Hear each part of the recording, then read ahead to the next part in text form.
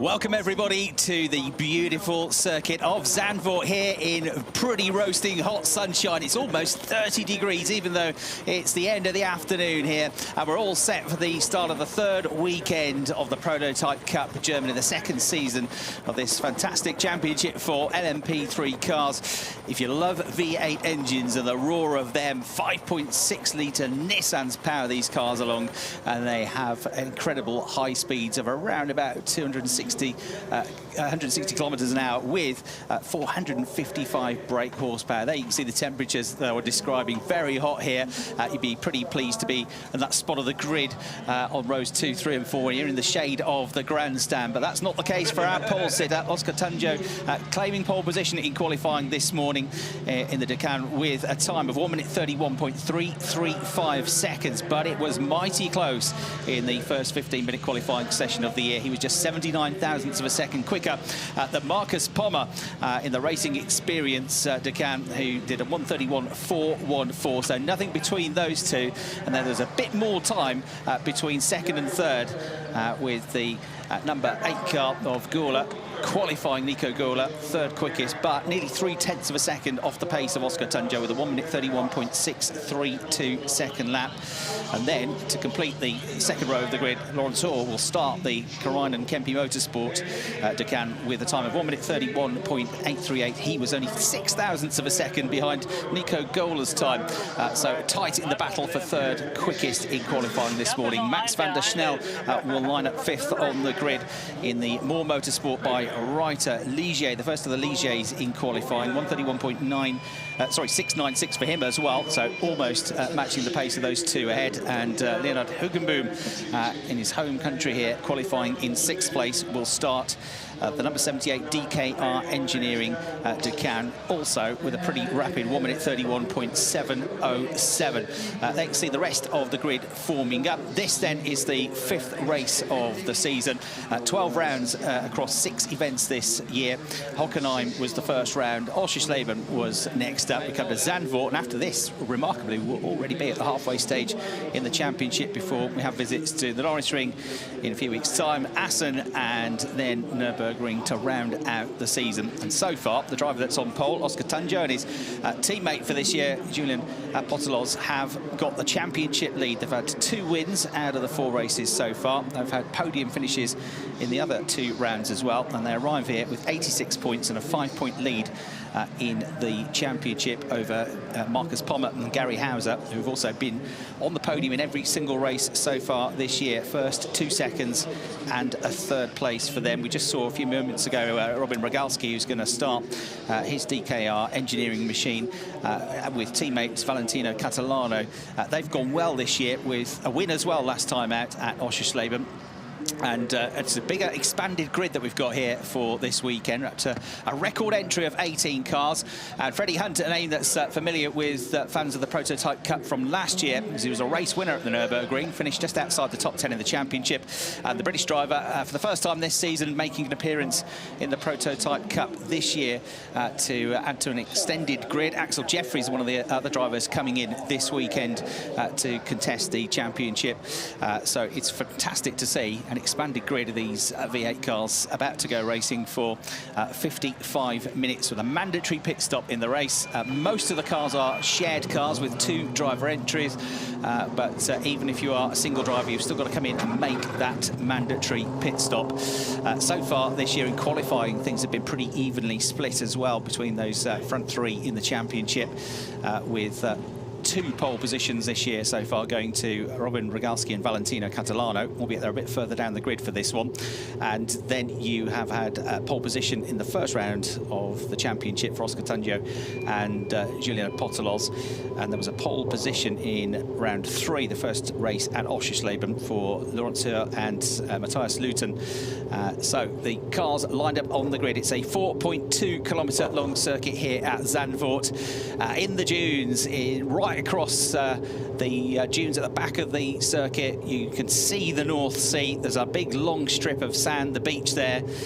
It was full on last night. There was a rave, there was a fairground, thousands of people in attendance. There are restaurants along the beach. It's a beautiful place to come and watch racing, and it's a proper old school circuit, this, which was first founded as a street track back in the mid-1930s or late 1930s. In the 1940s, it got turned into a permanent race circuit, still using some of the original roads. But the key feature here at Zandvoort is the undulation, A, and B, the banking that you have on the some of the corners in particular that were remodelled back in 2020 when the return of Formula One came to Zandvoort after a number of years away. And that's one of the corners with huge banking here at turn 3. It really is steeper than it looks on TV. I rode around it last night on my bike, and it's pretty phenomenal. And so too the final corner, which has an 18-degree banking. It's almost like being on an oval as you go through the final corner now. And then you've got this undulation on the run up out of turn 3. It's uphill all the way through, coming out of there, and then you get to a crest. You go downhill from turn 4 to the left-hand kink at turn 5. Rob Slotemacher corner, named after the former Dutch racing driver. Then up into turn 6, you go over another crest uphill, and then at the end of the first sector you plummet down all of a sudden over a crest down into turn 7 at Schleierweg. You've only really got turns 8, 9 and 10 that are relatively flat, and then the rest of the corners are undulating, including another high cambered corner through turn 12, the second part of the chicane at Hans Ernst. So it's a fantastic driver's circuit. We should see some great racing here today, but it's a circuit on which you've got to be very careful as a driver not to make any mistakes, because it's easy to run wide. The cars, the balance of the cars, get unsettled with all of these undulations that we have around the track. So they'll have a mandatory pit stop in the middle part of the race. Pit stops come between the 22nd and 32nd minute of the race, and depending on the driver combination, whether it's gold, bronze or silver drivers, and whatever the combination is there are extra time penalties to add to those combinations. Also, if you're a single driver, you get time added on.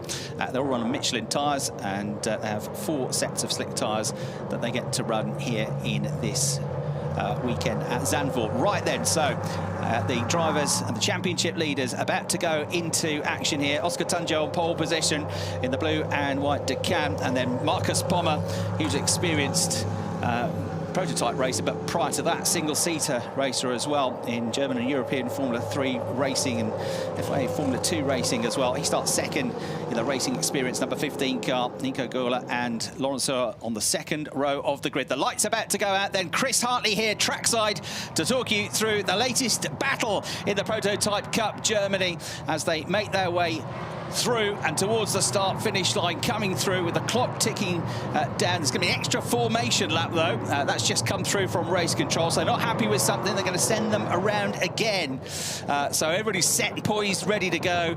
Revs, rows, all ready to go racing, and they've put in an extra formation lap. So they're going to have to go again. As far as we can see, that's not going to affect the time of the race, and not any minutes off the 55 that we've got on the clock. So Oscar Tunjo and Julian Apostolos are the championship leaders with 86 points. As I say, a 5-point lead in the championship coming into this race over Gary Hauser and Marcus Pommer. So the top 2 of the championship are together on the grid. You get 25 points for a race win, 20 points for second, and 16 points for third, down to a point for 15th place. So it all makes for a very open championship that we've got coming up here. So the cars making their way then through, and the formation lap complete now, and through they go. 53 minutes, 48 seconds left on the clock. They charge down towards the first run through this banking, getting another sighting lap of that. So the clock now is coming down and eating into this time that we've got. And you can see the run over the crest here as they come through. Uphill out of turn 3, down and then up again. This is the downhill run through the right-hander that I was talking about at turn 7, Schleierweg, which is a great place to go and watch the racing action here. So Oscar Tunjo, the driver, starts the race from pole position with just that fractional advantage in qualifying this morning, leading the round of this extra formation lap. He's 27 years of age, comes from Colombia, and had a single-seater career to begin with. Rose as high as the GP3 Championship, the precursor to the FIA Formula 3 Championship. He raced against the likes of Charles Leclerc, Alex Albon, Nick de Vries, who all made their way into Formula 1. He's also involved in Formula Renault racing and Formula BMW. Raced against the likes of Stoffel van Dorn when he was in the Formula Renault Euro Cup. Nick de Vries again, Pierre Gasly. But Prototype Cup and GT racing is where it's been for him over the last few years. He's made the AC GT Masters racing fourth in the silver category in the Blancpain GT Championship in 2021. So the Colombian it is that leads them around, getting set then for this race. So that extra formation lap has eaten into the time a little bit, as 55 minutes has become more like 52 minutes now. Here they come then through the banking, ready to go racing, hopefully this time. The safety car looks like it's about to peel in, so it should be go at the second time of asking. Marcus Pommer poised and ready to go. To the right-hand side of your picture, a heat haze here with almost 30 degrees air temperature, and the drivers will feel this. It's going to be a physically challenging race around Zandvoort as the lights go red to green and we go racing, and it looks like a good start for Oscar Tanyo. It's not such a good start for Marcus Pommer. Is he going to be stranded on the outside line here? Yes is the answer. He's going to drop from second, I think, down to fourth place with Gola and Hoare. Both making their way through by the looks of it to get through, and so Marcus Pommer not quite on the attack here on the run through that first turn, dropping down to sixth place it looks like now as he gets down to turn 3.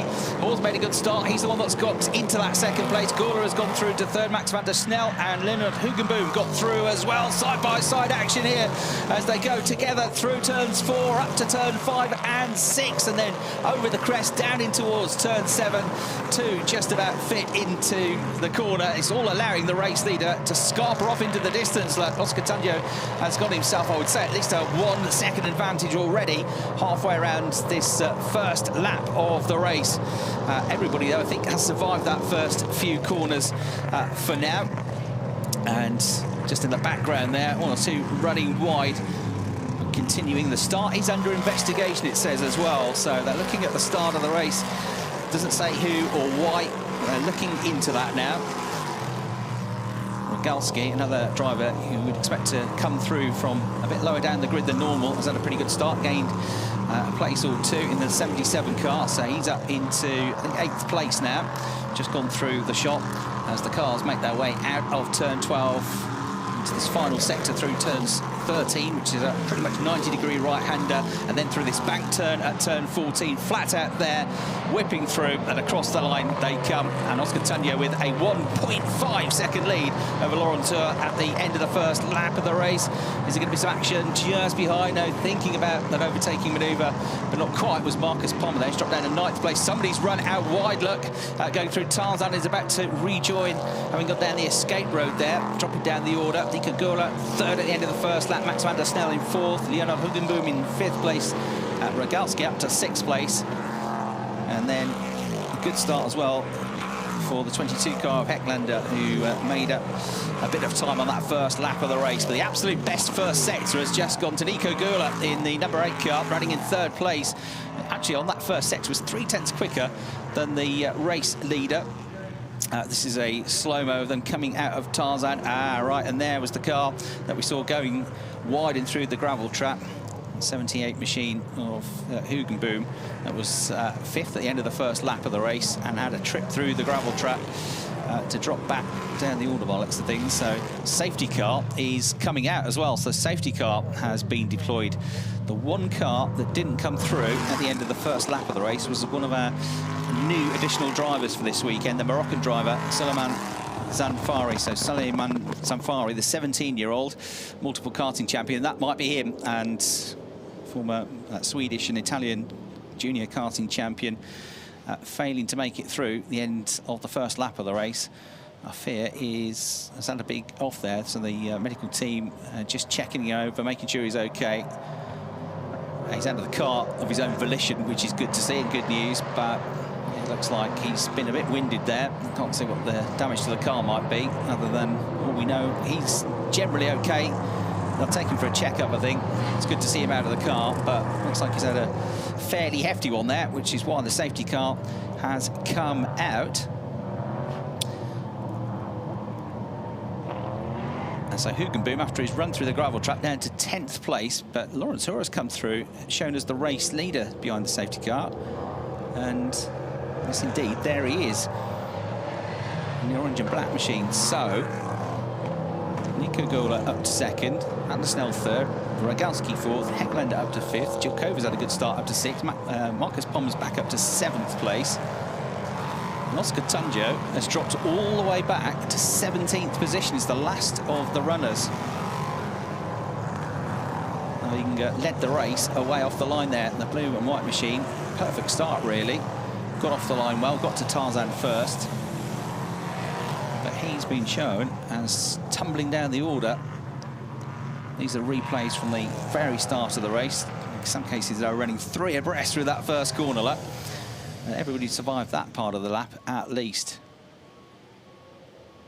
So Samfari out of the race, Tunjo down, according to the timing screen at least, to stone last place.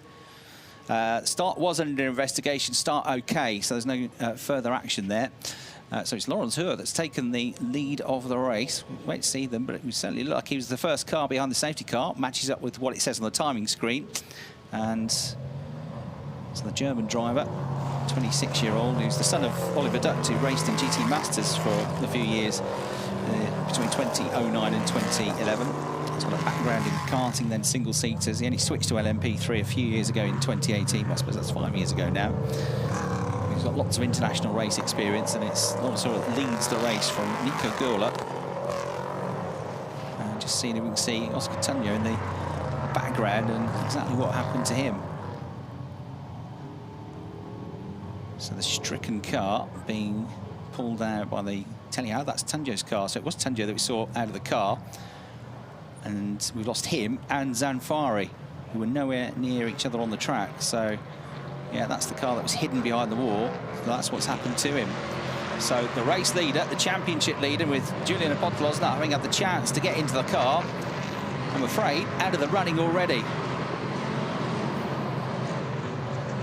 Well, the good news was that he looked okay.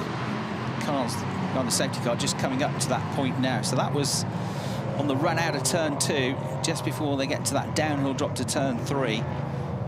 So we lost the race leader. Narrow winding place, not the sort of place you overtake here. Lots of undulation there as well. The car gets unsettled, but quite what happened to him.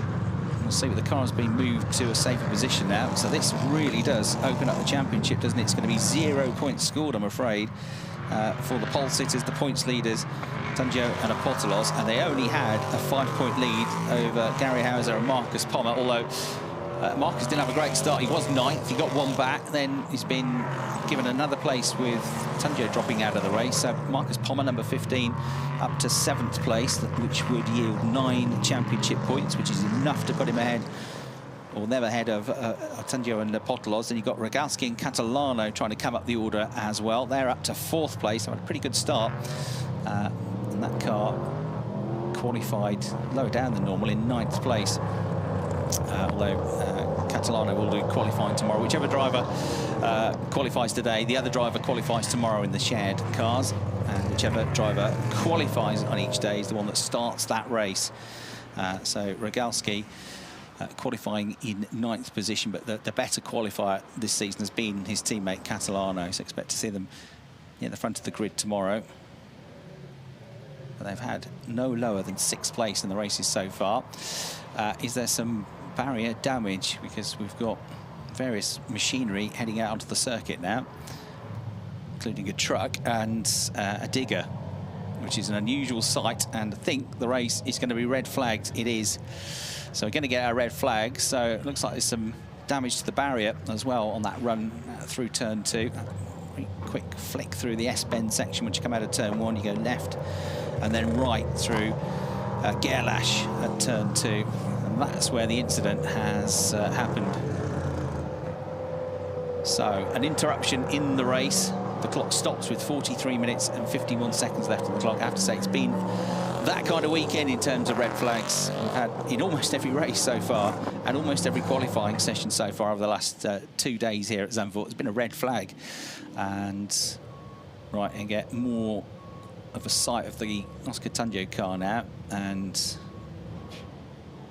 hopefully it's not damaged so much that it's not going to be involved in the race tomorrow. So Rogalski and Catalano with a chance to catch up in the championship as well. They could theoretically move into the championship lead as the cars are stopped on the start-finish line in single file order. And what I think they'll do on the restart is restart them in the positions that they were in on the last full lap before the red flags came out, which isn't going to affect things anyway in terms of the positions because they were already lined up behind the safety car. So rather than a full restart, it should be the case that they will get a bird of prey with a great aerial view of what's going on here, which is not a lot at the moment, unfortunately, with the race restarting when it does. And as soon as we get news on that, we'll let you know. Then it will be a case of starting in the order in which they are already in, not a full restart. So here, Gula and Max van der Snel then lining up next up in the 99 car. Max van der Snel, son of Mark van der Snel, who he races with, the father and son pairing. Max is 19 years of age. They'll be looking to go well because this is their home race. They both come from the Netherlands. Dad, Mark, will be in the car second, and therefore will be in the car first tomorrow. And it's going to be a fairly quick turnaround, which is good news. So 5-minute countdown will start at 5:36, which is now, which is why we've just seen that board. So straight into the countdown procedure to get things back underway. It's going to be a safety car restart, we're told, as well, when we get back underway. So as the birds of prey hunt for something dive-bombing down to try and find their evening meal. It's going to be a late tea tonight for the drivers in the Prototype Cup because of this delay. We'll get news of how long the restart will be, if they knock any time off, or they might just leave it at 43 minutes 51, start the clock when they start running behind the safety car. But of course it's going to eat into racing time for them. And we'll let you know as well if there's any change to that pit window with the change to the time that we've got to run in the race. So Lawrence Hur picks up the lead of the race and sits and waits, and they won't want to wait too long on that grid because it's going to be very hot inside the cockpit of those cars. The 26-year-old ready to go. He was on the podium at Le Mans last year in the LMP2 category, Lawrence Hur. 5:41, so just a few minutes away, in fact. We'll be 3.5 minutes away from the restart here. Number 8 car of Nico Gula there, unmistakable with its pink livery, and Nico Gula in second place. He will restart, 20 years of age. A Formula Renault racer and started his single-seater career in Germany in the ADAC Formula 4 Championship back in 2019. Now switching across to these LMP3 cars. Another young driver in the field. It's good to see so many young drivers. Is, as I say, Max van der Snel, who is going to be lining up third for the restart. He's just 19 years of age. Used to race in the Westfield Cup here in the Netherlands, as did his dad, who also used to do a bit of radical racing. He's been karting since the age of 7, so 19 he might be, but already a dozen years race experience to his name. They're looking for a great finish here if they can achieve it, because Max and Mark van der Snel are currently 7th in the championship, and the best result this year has been a 5th place finish at Oschersleben. They've been pretty consistent. They've been in the points all the time. A 5th, an 8th, a 9th and a 10th their results so far, but this is their first real opportunity to score a podium this season. Then Marcus Pommer, who's got the opportunity to move with his teammate Gary Hauser into the championship lead here, because the championship leaders for the first time this year are not going to score points and not going to finish on the podium, with Oscar Tunjo dropping out of the race. So Marcus Pommer will be looking to have a better start than last time out, because it wasn't a great start, was it? It dropped him down the order at 1 point to 9th place. Former German F3 champion, won that title almost 10 years ago now, in 2014. He's also raced in, as I say, the FIA Formula 2 Championship. He's raced in the ADAC GT Masters Championship more recently, a 6-time winner in that over 4 seasons in the championship, and more recently racing in prototypes in the European Le Mans Series in 2021 and 2022. So it's one of these drivers that seems to have been around for a long time, Marcus Palmer, but he's still only 32 years of age. So the countdown underway, and very shortly, in a minute or so's time, we're going to get cars heading back underway for the restart procedure, and it'll be a safety car restart there in the order that you see. Number 72 Hurt with 8 Gula second, 99 Van der Snel third. Robin Rogalski one to watch in fourth. If he can hold that sort of position, and then with Valentino Catalano to come in, that could be on a charge, that car, looking for a podium finisher. It's a former breakdancer, Robin Rogalski, in the 4th place number 77 car, but also lots of racing experience in things like the ADAC GT4 Championship, GT Masters he's done the odd race in, the Audi Sport R8 LMS Cup. He was the champion in that in 2019. He's raced Renault Clios, you name it. He's built up quite a bit of experience in just a short period of time, the 22-year-old.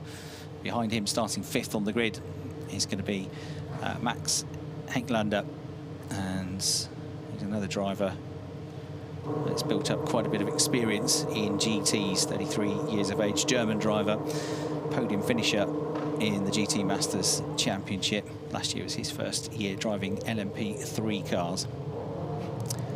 So, green flags, off they go behind the safety car, and indeed the clock starts to tick down already behind that safety car. But just a word about the format for the pit stops when we get to them. And if it's going to stick to the normal times, it will be pit stop window for 10 minutes between the 22nd and 32nd minute in the race. Mandatory pit stop. The race director can make a different decision, postpone the pit window if it's appropriate to do so, which is why I'm just saying that it might not necessarily be the normal period for the pit stop window, although it could still remain at that. And then there's a minimum pit stop time for everybody to have the driver changes. If you're a single driver and you're in the bronze category, you have to pit for an extra 5 seconds on top of that. If you're a single driver in the silver category, 25 seconds on top of that. And then depending on the ability and grading of the drivers, if you're a bronze silver driver pairing, you get an extra 10 seconds on top of the minimum pit stop time, 20 seconds if you're a silver pairing, which is most of the pairings here. And if you're gold to bronze pairing, 20 seconds. But if there are 2 bronze drivers, then they don't have any penalty time, and that makes life much easier for them in respect of that, have a much shorter pit stop time. As I say, most of the front runners in and around the championship lead are silver pairings. So chance for the drivers to focus themselves. Safety car is just going to be out for 1 lap, then we'll get back up to full race pace.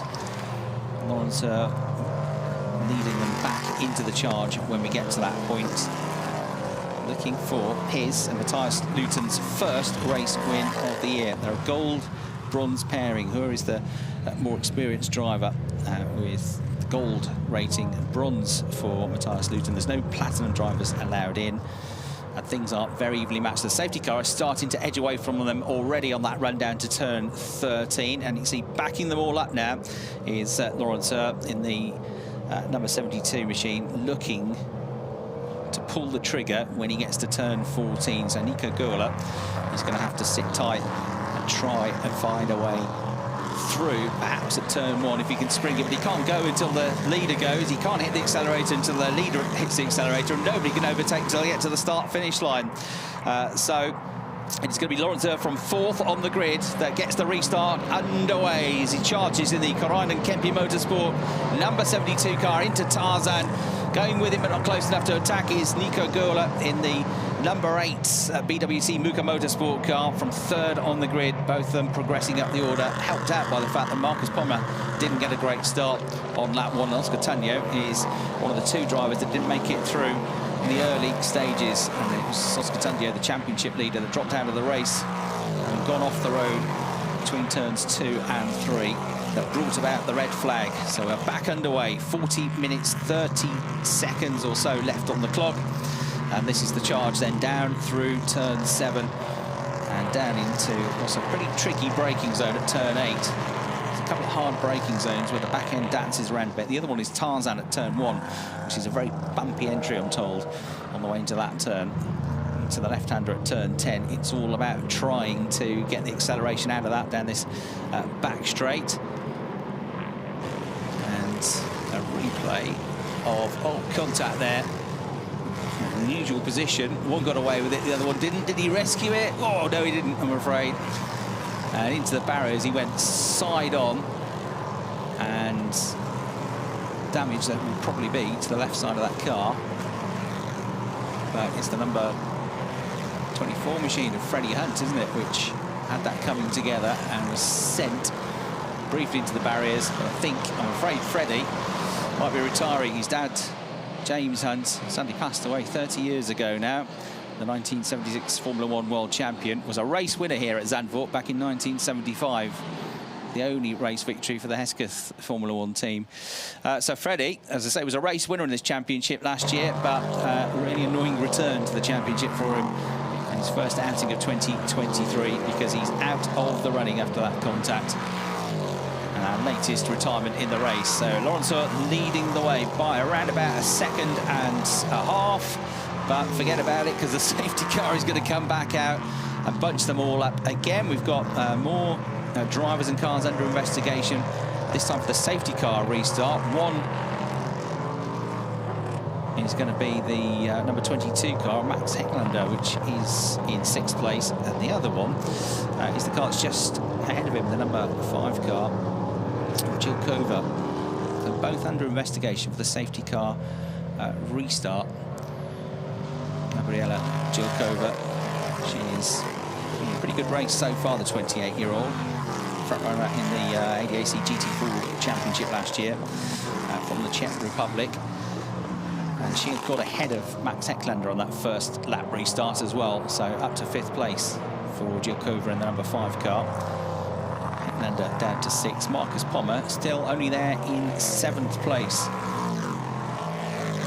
So maybe about to outscore Oscar Tungio and Julian Apostolos in terms of the championship, but you've got to keep an eye on that Rogalski Catalano car as well, which is 4th place at the moment, and with Valentino to get into the car, will be rapid when they get going again, I suspect. So Valentino Catalano, when will he get the chance to get into the car? Safety car picks them all back up again. Second time we've seen the safety car. Last time we then went into a red flag, but this is because of Freddie Hunt's car stranded at the side of the circuit. So we've lost Zamfari, Tungio, and now Freddie Hunt. The order is number 72, Lawrence in the lead. Number 8, Nico Gurla in 2nd. 99, Max van der Snel in 3rd place. Number 77, Robin Rogalski in 4th place. And then in 5th place, Gabriela Jilkova. 6th place, number 22, Conrad Motorsport car of Max Hecklander. And Hecklander is ahead of Marcus Pommer, number 15, in 7th place. With Jan Marshalowski in car number 14, currently running in 8th place, having started on the 5th row of the grid. It's got a new teammate this weekend, Jasper Stiksma, who is getting used to, for the first time, racing a car with real downforce this weekend.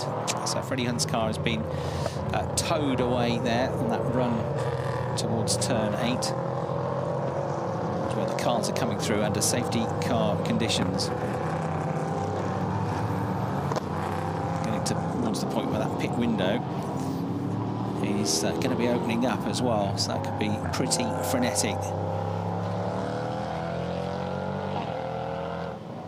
About 3 minutes or so away from that original pit window time opening up, if it sticks to it. If there's no change by the race director, it could be the case that they all come in under the safety car conditions, because you don't want everybody else to come in behind the safety car. You're stuck behind the safety car on track going very slowly, and then you're not getting away from them. You're not pulling away from them as they all pit, because you're only doing a very slow lap time behind the safety car. So that'll be something the teams are aware of here as we get towards that pit window opening up. There's no refueling, there's no tyre change unless You have to, because you've got a damaged tyre or the weather changes, which is definitely not going to be the case today. Got a maximum of 3 people working on the car and a maximum of 1 air gun as well during the pit stop. Cars aren't allowed to reverse, and no work can be carried out on the car during the pit stops either. So very strict rules. Any violation of those pit stop regulations, including short stopping, and they're all being clocked by race control as well to make sure they don't undercut the minimum pit stop time. If you break any one of those regulations, the result will be you'll get at least a drive-through penalty. Can be 10-second stop-go penalties added on as well. And there you go, confirmation the pit window is going to be postponed. So the race director has, as I said, got this ability, this fluidity to change depending on the circumstances of the race, the pit stop window, and with it looking likely that the safety car would still be out when that pit window opens in, or originally would have opened in 1 minute and 40 minutes time, 40 seconds time rather. They've decided to postpone that. I don't think it'll be too long before we've got the circuit clear and we're able to get things back underway. And he's finished what's been a stint with very little in the way of high-speed laps, has it? He's going to hand over to Matthias Luton. Nico Gula will hand over the number 8 car in second place, if it stays in second place, to his teammate as well, Gustavo Quirilla, Brazilian, a rapid driver to get in. Be worth keeping an eye to as well. So these LMP3 cars all competing, 18 of them starting the race. Sadly, we've lost Freddie Hunt, Oscar Tanyo and Sullivan Zamfari as well. Safety car is coming in on this lap, though, for the 15 cars that remain in action here in the late afternoon sunshine at Zandvoort. It's still 29 degrees, going to be roasting in those cockpits. You can add about 30 degrees onto the ambient temperature for the drivers, who are also all having to deal with wearing helmets, fireproof undergarments, gloves, boots, all the stuff you don't want to be wearing for a day at the beach, really. So it's going to be incredibly hot, especially with not much airflow coming through the car when they're doing these low speeds. But they are about to be released back into action. When we know what the new pit stop window is going to be, we'll let you know, but it has been postponed. We are about to get back racing up to full speed, though. Laurens, Nico Gola and Max van der Snel, looking for his first podium of the season, are the top 3. And it's side by side for third place with Robin Rogalski on the attack as well. And the 77 car coming through on the way into Tarzan. The next car through then, leading the next group of cars, is Max Hacklander in that battle squabble that's going on for 5th, 6th and 7th positions. And Jelkova has come into the pits. Now, pit stop window will not be postponed. The message came up onto the screen, sorry. So pit stop window not postponed. So we are open. And the first one to come in just before we got back up to speed then was Gabriela Jelkova. So that car drops for now down to last in the order. Nobody else has come into the pits. Will that strategy work? So there you go, confirmation on the screen. Pit window is open. It's just opened up now. Did you time that right is the next question. Did they get in time just as the pit window had opened? Hopefully, from their point of view, they weren't too early crossing the white line on the way into the pits. So that's put Hacklander up to 5th place. 6th place is Pommer now. Marszalowski's up to 7th. Hugenboom's up to 8th. Jeffries is up to 9th. And Sparandio is up into the top 10 at the moment. So it's only going to be a few laps, this 10 minutes, this opportunity for them to come into the pits and make their stops. Meanwhile, Laurens is making hay while the sun shines here. He's already started to pull away from Nico Gula.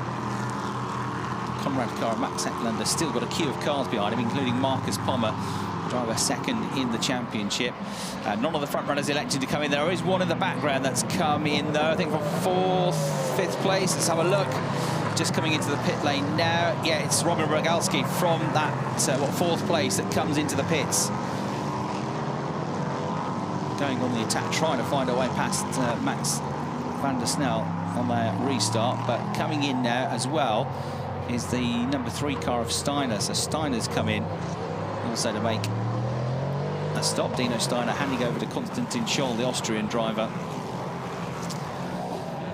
As Freddie Hunt relaxes in true Hunt fashion here, lighting up at the side of the track. chip off the old block, isn't he? Yeah, he's had some success. He's done a lot of races in a lot of different categories. He's getting the gaffer tape out now, I think. But, there you go. Not the return he wanted, the Nürburgring winner on this championship last year in 2022, but hopefully have a better day tomorrow. So Rogalski, Steiner and Kevin Rohrscheid have been into the pits as well now. Jelkova 15th and the final runner, but should move at least ahead of 2 of those cars. Here then, a battle between the number 35 Sperandio, and he is currently just about hanging on to 9th position, but it is only just luck. These two running absolutely nose to tail. Right on his tail is the number 70 car of Elbacker, who has gained a place after Rogalski came into the pits as well. So they come over the start-finish line. This next group of cars, 1.4 second advantage for Laurens Seurr. Nico Göhler in second place is about 0.9 of a second clear of Van der Snel. Then Hacklender, Pommer 4th and 5th. Marszalowski in 6th place. Hugenboom in 7th place. Sperandio and Elbacker having this battle, which is spread out a little bit more now, are running in 8th and 9th positions. And Axel Jeffries has come into the pits as well now to make his stop, which most of them are going to have to do fairly soon. Already, there's only 6 minutes or so left on the clock in terms of pit stops. So you saw Sperandio having a decent battle there, trying to dig in and hold on to his position. And yes, Sperandio, the Swiss driver, just 17 years of age, won 4 consecutive junior Swiss karting championships, and real talent in karting, and now running in LMP3 racing. There's your race leader, Laurens Seurr, coming through. The gap from 2nd to 3rd is pretty tight still, at under a second. There's a big gap back then to Max Hecklander, who's pulled away a little bit now from Pommer, Marszalowski and Hugenboom, but not much. 4th, 5th, 6th, 7th still pretty close together. They make their way through the left at turn 11, right at turn 11, the left at turn 12, which is pretty heavily banked as well. There's the penalty box coming out of turn 12 at the top of the picture into 13, and then the banking at 14, which is really, really steep. You go up to the top of this banking and you look down, and it's quite hairy. It gives excellent grip for these cars that slingshot their way through all the downforce on these LMP3 cars. And look at this battle for 5th place with Marszalowski ahead of Pommer now as well in the battle for 6th position. Hacklender, though, still just about fending them off. With Sperandio and Jeffries trying to make their way back up the order, having made their pit stop. So Marcus Pommer having a real yo-yo race here. He's been 2nd, he's been as low as 9th, he's been 6th, 7th, 6th at the moment behind Marszalowski, who's going well on this restart, isn't he, in the number 14 car. And just on the tail, Max Hecklander now, as they make their way down through turn 7. Meanwhile, Laurens Seurr is 2.3 seconds up the road now in the lead of the race from Nico Göhler. Well, Nico's just matched him through the first sector on this lap. The last lap was the fastest lap of the race from Laurens Seurr with a 1:32.501 second lap. So yeah, Marszalowski going well, but it's going to be the end of their stint soon, because just over 4 minutes to go before the pit window closes. Car 5, a black and white flag for the safety car restart then is all it was. Loverath now behind the wheel of the car, Xavier Loverath. And that car back in 12th place. Jelkova was the one that had the warning, or picked up the warning for the team for the car. So we've got still just under 27 minutes on the clock in this race. We've got the leader looking comfortable, and I think Laurens Seurr will want to stay out as long as possible the way he's going. He's definitely got the handle on everybody else here so far in this race. If you're flying, why not pull away as far as you can? Marszalowski ahead of Hacklender as well now, that battle. So up to 4th place for Marszalowski. Picked up 3 positions in the last couple of laps of the race. So Hacklender down to 5th position. Marcus Pommer still kind of hanging on to them in 6th place, but coming under pressure himself from Leonard Hugenboom. Leonard in 7th place in the 78 car, just a couple of tenths of a second behind him. The cars hop and skip and bounce as they go up through turn 6, over the crest and down towards turn 7. All the weight shifts to the front of the car as they drop downhill once again. Continue down to turn 8. BHK have got their car in for a pit stop. And release back out. That's This car was up into the top 10, the number 47 car of Kaufman, which now switches around.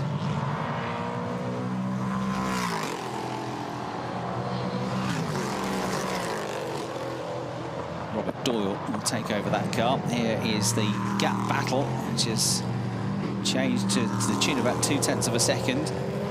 Pommer falling away a little bit at the moment. Right, the team's ready to go for Nico Gula then. A huge experience, Berlin-based team, Muka Motorsport, VWT backing on the team. And he's not going to be the only one coming into the pits with less than 2 minutes to go now. In comes the race leader. So in comes number 72, Laurent Seurre. Gets out of the car. He can help Matthias Luton in. There's no work that can be done on the car. Change of seat. Much taller Matthias Luton steps into the car. But you've also got Nico Gula and Max van der Snel in the pits as well. So the top three all in. Cars 72, 8 and 99. Marszalowski and Pommer have stayed out. Hacklender has come in as well. And Hugenboom has come in. So Marszalowski and Pommer, the only ones in the top 9 that have stayed out. They'll pick up first and second positions in the race for now, but they're going to have to come in probably end of this next lap. Right,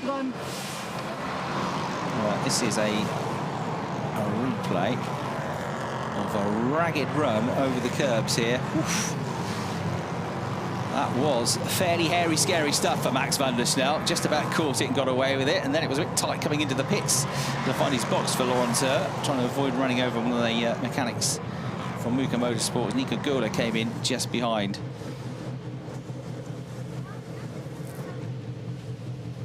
So Gula and Hur both having to wait here with their additional time on top of the minimum pit stop time.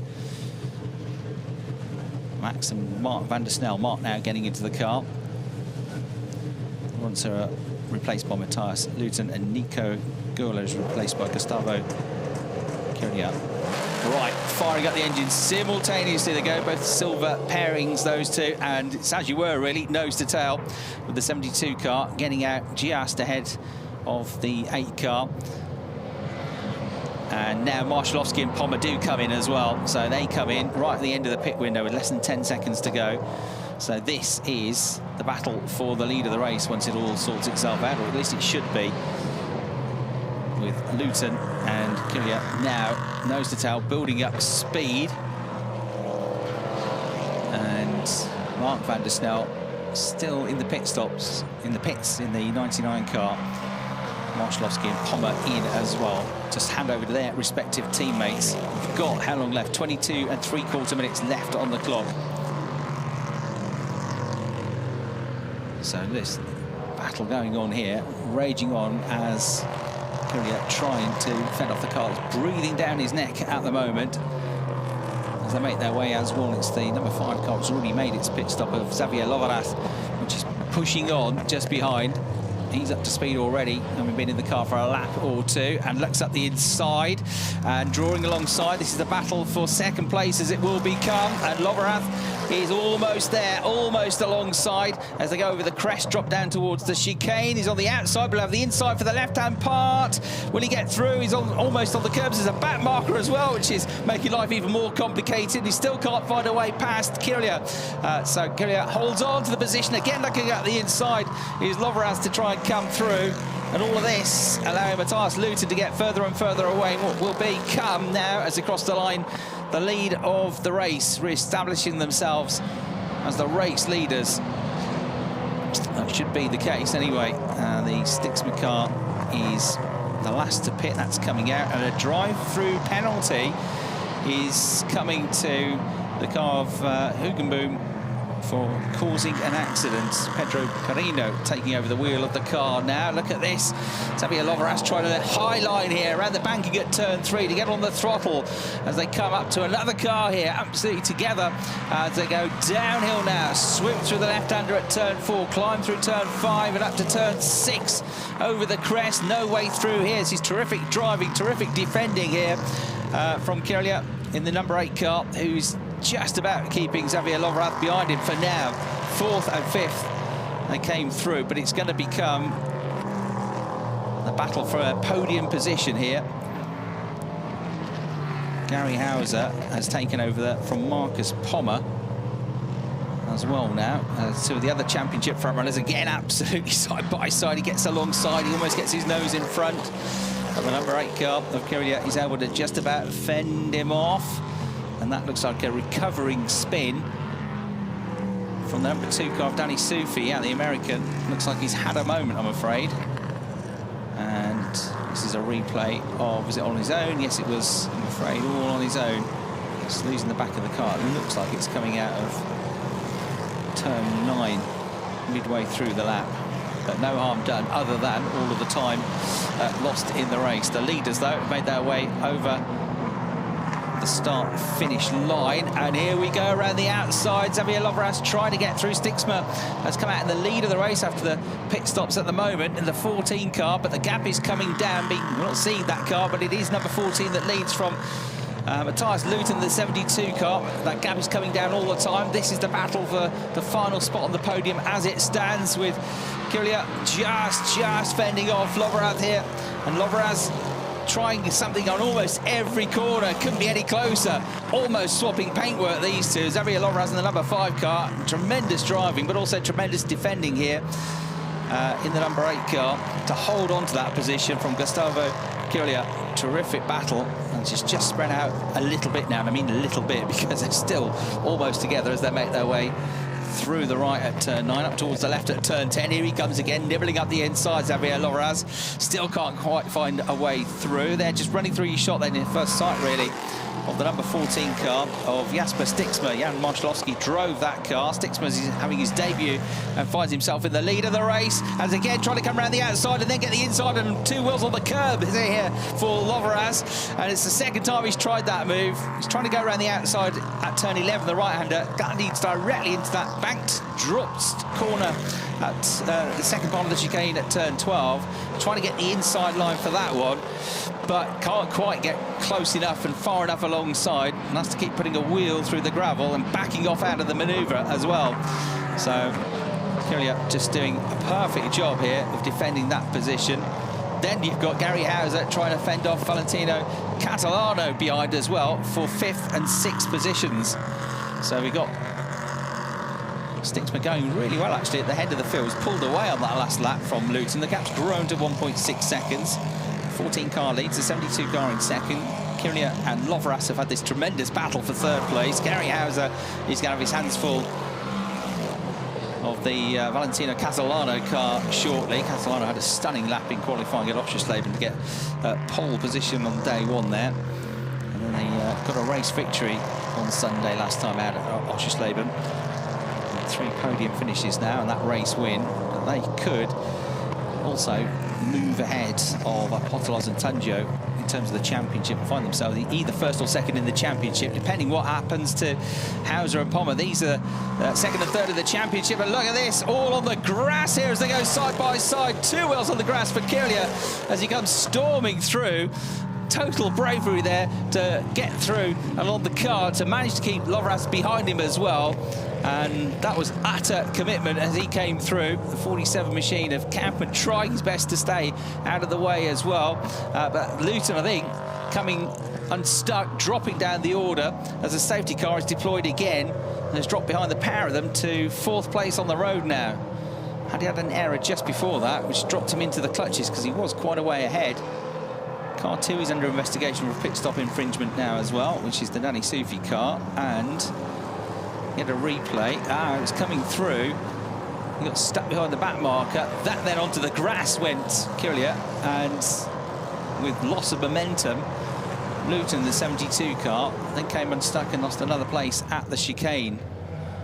So just in the nick of time, Kvyat and Lovras both getting through to 2nd and 3rd positions. It's our 3rd safety car of the race now, though, and there's just over 16 minutes and 15 seconds left on the clock, or less than that now. So catch a breath. How about this? Into the lead of the race after that pit stop phase, and a really good end to his stint by Jan Marszalowski to get, what, 3 or 4 positions on the restart, the 2nd restart, to hand over then to his teammate Jasper Stixmer, the German driver, and give him, on his debut, and their debut as a pairing, the lead of the race. But that lead will diminish now thanks to the safety car. Kyria in second place, having this awesome battle with Xavier Lovras as well. Lovras, the 23-year-old who's competed in Spanish Formula 4, the Euro Formula Open when he was single-seater racing, but moving into GTs in 2018, 4 seasons racing in GT4 Europe. Currently racing in the Asian Le Mans Series is Xavier Lovras, with great success as well, running at the sharp end of the championship this year, and also competing in the Prototype Cup, trying all sorts in the number 5 car to just try and find a way past Gustavo Kyria, the Brazilian driver. The 28-year-old who's been racing prototypes for 3 seasons now, former Brazil endurance champion. Great battle it was, watching those two go absolutely wheel to wheel, wasn't it? But Kyria holding on crucially to that position, and now maybe having a chance to go, if we get back underway fairly shortly, for the lead of the race on the Stixma car. It's going to be right behind it now. That Stixma car got a couple of seconds clear,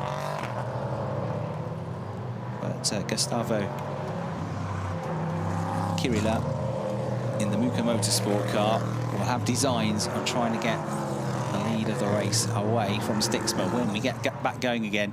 But we'll also have to keep an eye on the mirrors with Xavier Lovras behind. You got Matthias Luton, who got delayed by the back marker and lost those 2 places from 2nd down to 4th just before the safety car came out. You've also then got another subplot with that battle that was raging for 5th place between number 15 Gary Hauser and number 77 Valentino Catalano. These are the front runners in the championship, those two, because they are currently running 2nd and 3rd respectively in the championship. Gary Hauser and Marcus Pommer run 2nd on 81 points. 10 points behind them are Robin Rogalski and Valentino Catalano. And at the moment, Gary Hauser for 5th place would bag 11 points. Valentino Catalano would bag 10 points for 6th place. So they both gain ground on Apostolos and Tunjo.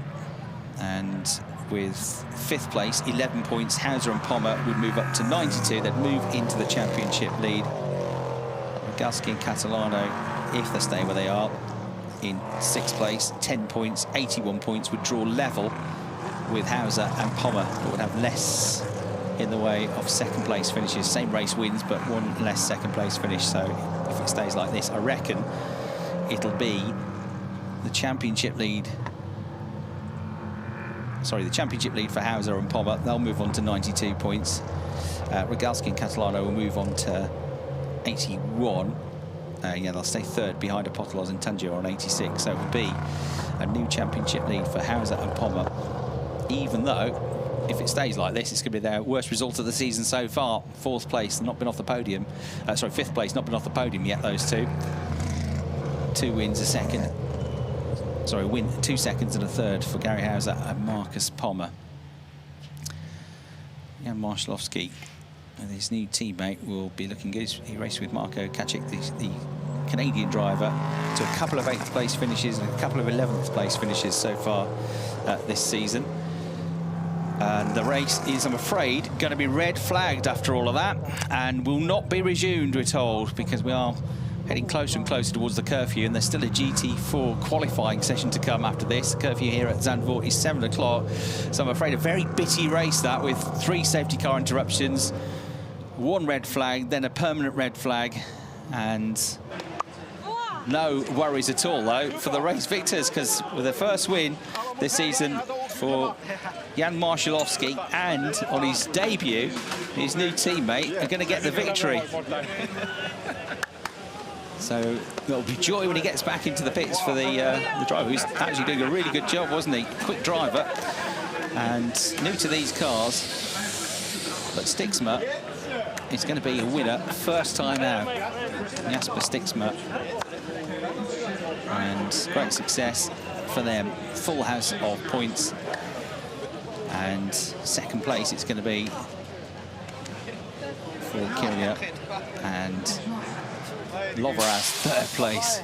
after that tremendous battle for what, 3 or 4 laps with Kirill, but not quite able to get past. So Gustavo Kirill, the Brazilian driver Nico Gola for Muka Motorsport, pretty happy with that 2nd place finish, I reckon. Gaining on the championship leaders, but there's Jan Marszalowski. He's already congratulating his teammate after a perhaps unexpected victory. Jasper Stixma, there you go. This is easy, this Prototype Cup Germany racing. It's not. It's never going to be easy, but they ceased. That was all really because of that last few laps that Marszalowski put in before the pit stop window. And then Stixma drove really well, didn't he, when he got into the car? So they got out. We're #1. First trip onto the podium this year for the team and Marszalowski, and it's straight to the top step of the podium. 2nd place going the way of Nico Gola and Gustavo Kirill. And 3rd place to the very entertaining Xavier Lovras and Gabi Jilkova, played her part in the first part of the race. That was the car that came in and made the pit stop first, right as the pit window opened.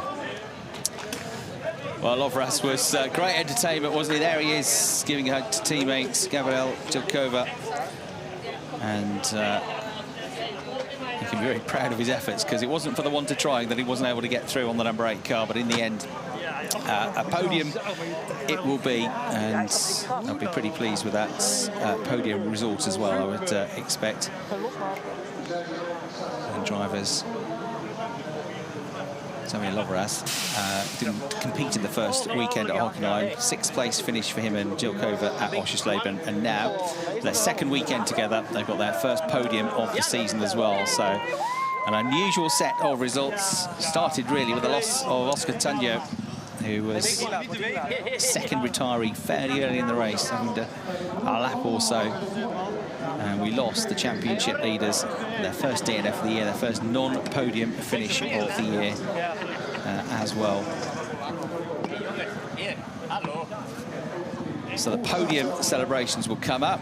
We've got the subcategories to keep an eye on as well, and they come to the podium, the junior winner and the trophy category winner as well. Yes.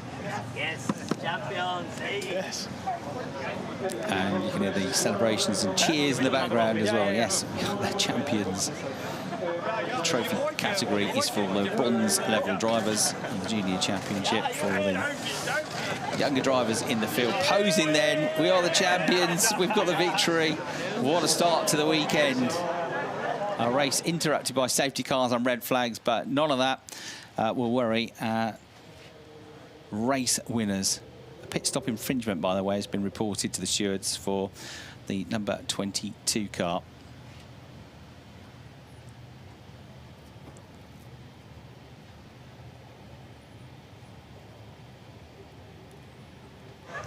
So, drivers catching up on some much-needed refreshment after what's been a hot race, despite the interruptions. Won't have helped them, actually. Weren't going absolutely flat out, were they? But they had to still deal with that lack of airflow behind the safety car and the heat bearing down the problem. It's actually got warmer since the start of the race, incredibly, by 0.3 of a degree.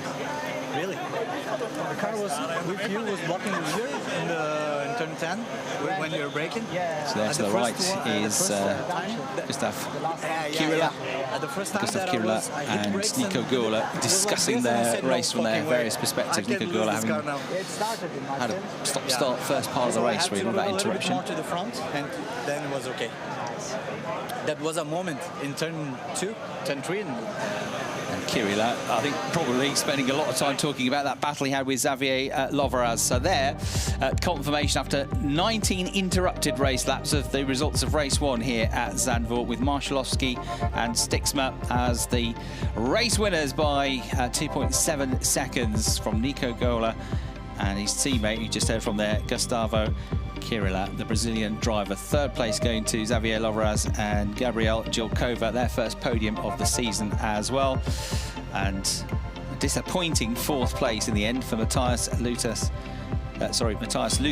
and Lawrence Hoare, who were at the front, and then second place, and then second became fourth very quickly as Matthias Luthen was distracted by a back marker, tucked to the grass and lost 2 places in quick succession, just a few seconds before the safety car came out.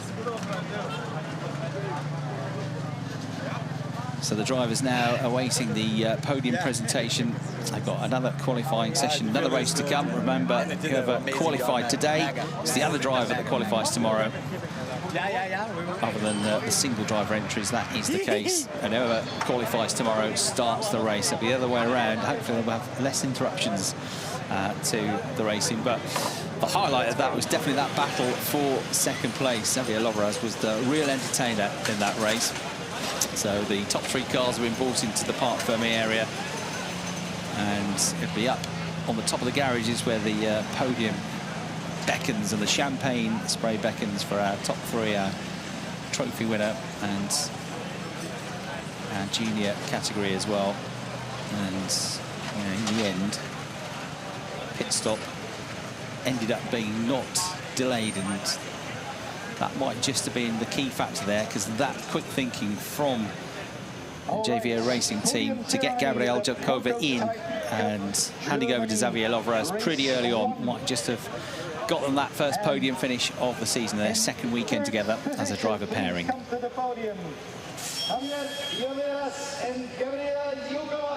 So here they are being called to the podium then for the first time this season, and it's a partnership which seems to be working well, starting to gel now, these two. As I say, quick thinking from the team to get those two onto the podium, Jelkova and Lovras. But couldn't quite find a way, could he, past Gustavo Kiwila. Nico Gula played his part in the first half of the race as well.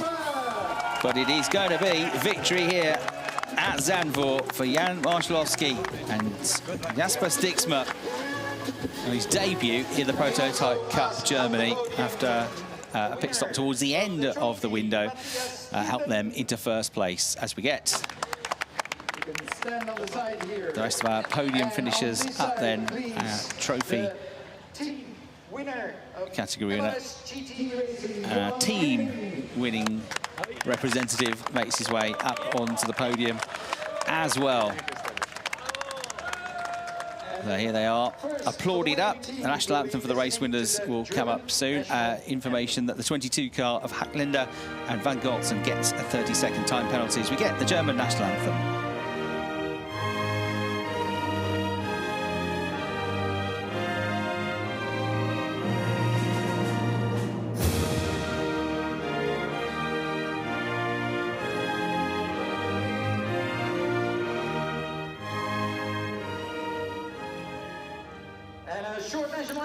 So here in the Netherlands, the German national anthem plays out over the speakers at the end of the first day of action here at Zandvoort. It's time for the trophy presentations now.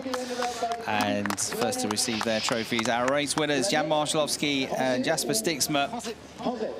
From Michelin, it's Philippe Plex that presents the trophy, or trophies, to our winning pairing.